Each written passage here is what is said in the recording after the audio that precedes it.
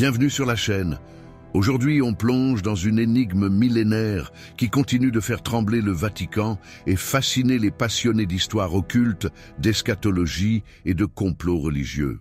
Une prophétie oubliée par les uns, dissimulée par les autres, et pourtant terriblement précise. C'est celle d'un moine irlandais du XIIe siècle.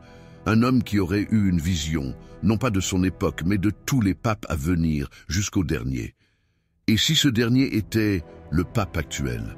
Avant de tout te révéler, prends une seconde pour t'abonner à cette chaîne. Ici, on explore les dossiers censurés, les textes perdus, les vérités masquées. Si tu veux comprendre ce que l'histoire ne t'a jamais dit, active la cloche. C'est parti. L'histoire commence en Irlande, au XIIe siècle. Malachie d'Armagh est archevêque, homme de foi mais aussi de vision. Selon la légende, alors qu'il se rend à Rome, il est frappé par une suite de visions mystiques. Pendant des heures, peut-être des jours, il entrevoit le futur de la chrétienté. Mais pas un futur symbolique ou flou. Non, il voit exactement qui succédera au pape de son époque jusqu'à l'ultime souverain pontife. Il ne note pas les noms, mais leur donne à chacun un court texte énigmatique en latin. Une devise, une image, une symbolique. Le texte, redécouvert des siècles plus tard, contient 112 devises, censées désigner les 112 papes après Célestin II, mort en 1144. Et aujourd'hui, nous serions au 112e. Oui, tu as bien entendu. Ce texte prophétique va devenir l'un des documents les plus fascinants et inquiétants de l'histoire religieuse. Pendant des siècles, il reste dans l'ombre. On en entend peu parler. Ce n'est qu'au XVIe siècle que le manuscrit refait surface, publié dans un recueil intitulé Lignum Vitae par le moine bénédictin Arnold de Wion. Et là, c'est le choc. Certaines devises semblent coller parfaitement à l'identité ou au destin de papes déjà passés. Par exemple, la devise de Medietat Lunae, de la moitié de la lune, correspond à Jean-Paul Ier, élu lors d'une demi-lune, mort après 33 jours de pontificat. De Labor Solis, du travail du soleil, pour Jean-Paul II, né lors d'une éclipse solaire et mort lors d'une autre. Gloria Olivae, la gloire de l'olive, est attribuée à Benoît XVI, lié aux bénédictins, dont un symbole est l'olivier. Mais ce qui affole les chercheurs, les croyants et même les historiens, c'est la dernière devise, celle du 112e pape. Elle ne ressemble à aucune autre. C'est un long paragraphe, pas une simple expression. Il est écrit « In persecution extrema SRE sedebit Petrus Romanus, qui pacet oves in multis tribulationibus, quibus transactis, civitas septicollis, destruetur, et judex tremedus judicabit populum sum, finis ». Traduction. Dans la dernière persécution de la Sainte Église romaine siégera Pierre le Romain, qui nourrira ses brebis au milieu de nombreuses tribulations. Ces choses terminées, la ville aux 7 collines sera détruite, et le juge terrible jugera le peuple. Fin. Ce paragraphe marque la fin de la lignée des papes, la destruction de Rome, et potentiellement la fin du monde chrétien tel qu'on le connaît. Et selon de nombreux interprètes, le 112e pape serait François. Élu après Benoît XVI, il est argentin, mais de descendance italienne, fils d'un certain Pietro. Les correspondances sont glaçantes. Et elles ne s'arrêtent pas là. Dans les dossiers de l'étrange, les prophéties de Saint Malachie, Berriane décortique non seulement les devises, mais aussi leur interprétation historique, les manipulations possibles du texte, les concordances avec les événements géopolitiques et surtout les signes actuels qui pourraient faire de notre époque celle annoncée par Malachie. Le style de l'auteur est méthodique, sourcé, mais aussi immersif.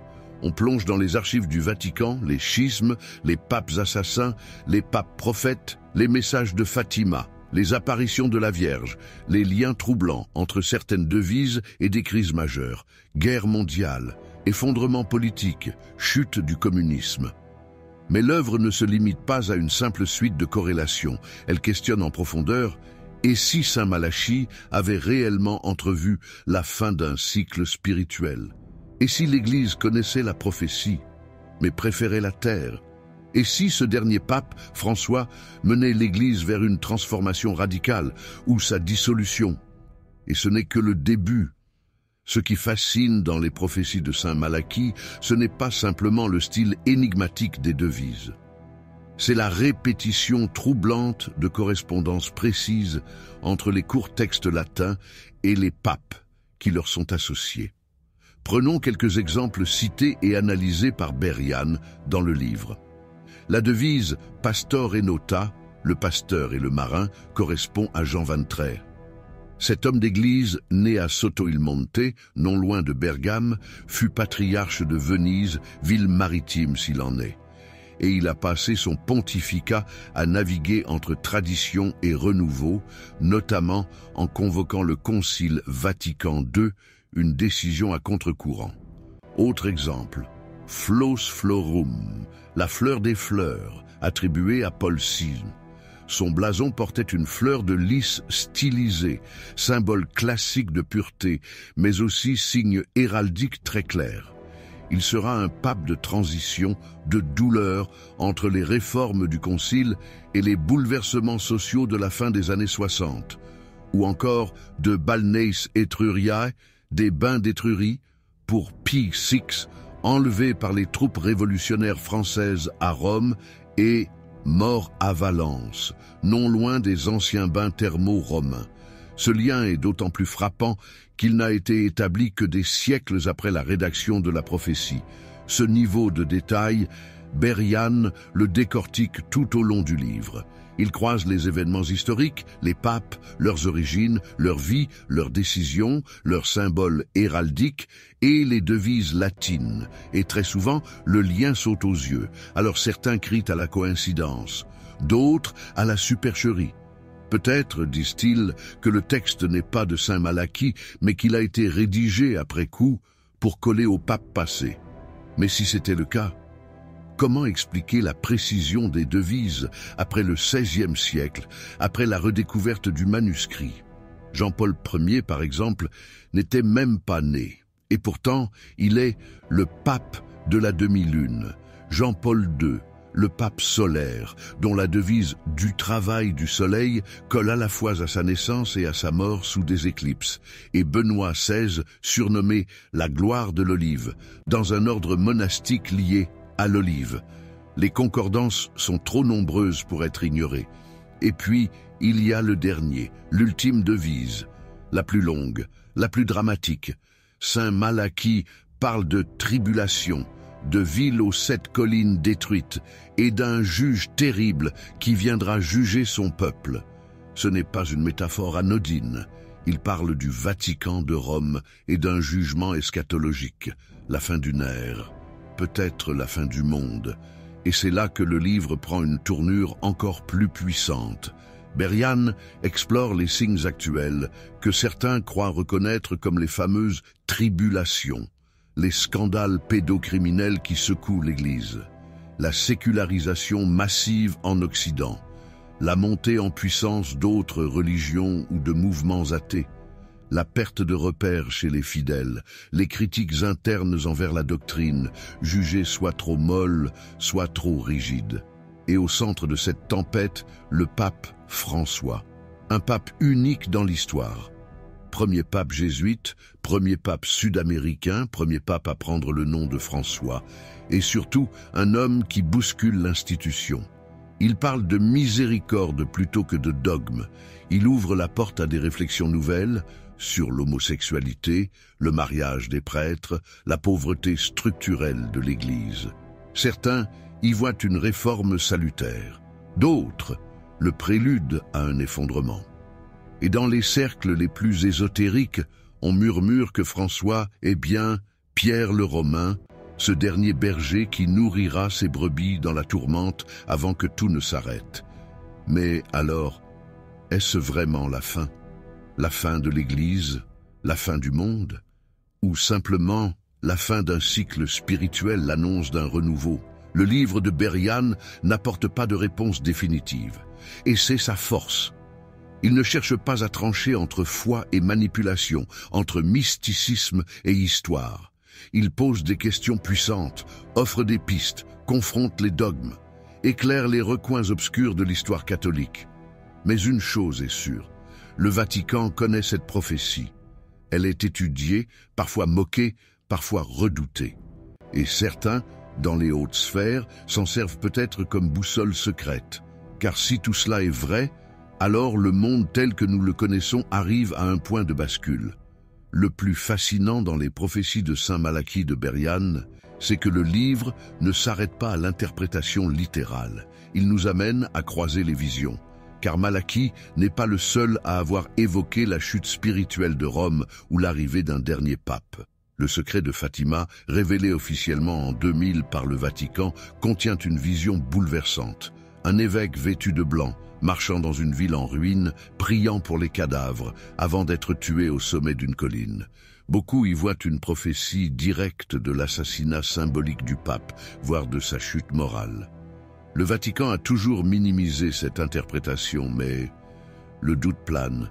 Nostradamus, lui aussi, évoque dans plusieurs quatrains le grand pasteur périra à Rome, les clés renversées, allusion au symbole papal, et la fuite du souverain pontife quand la mer montera sur les collines de Rome.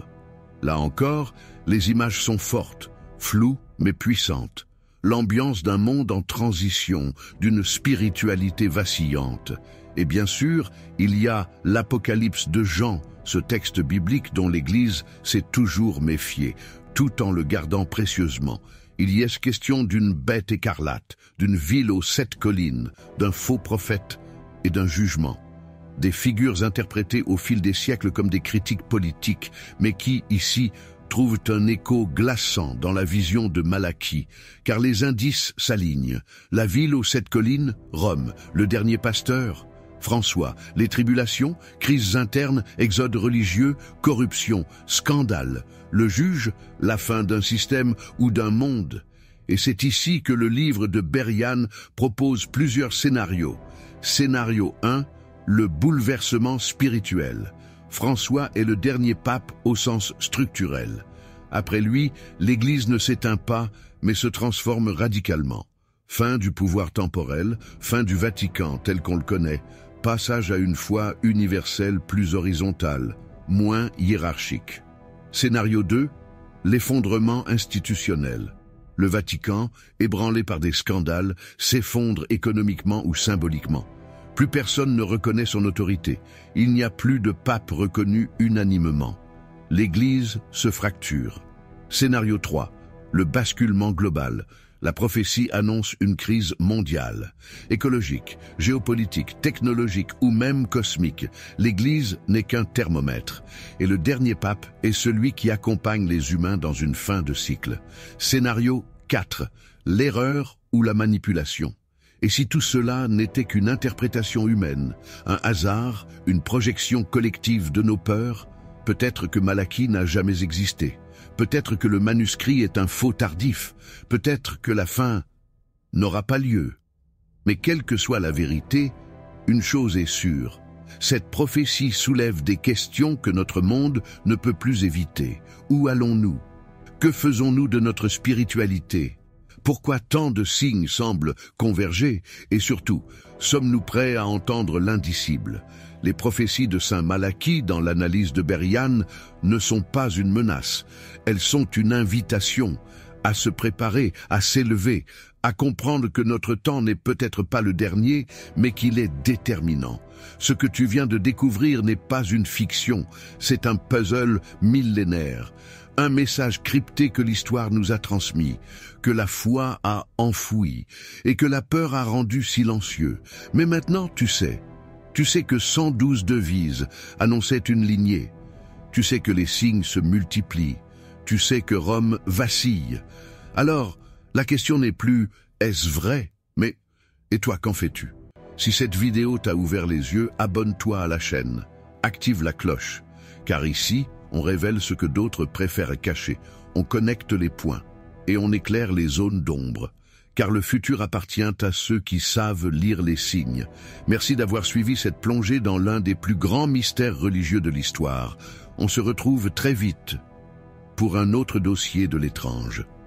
Et d'ici là, observe, réfléchis et n'oublie jamais que parfois, la vérité est annoncée depuis des siècles.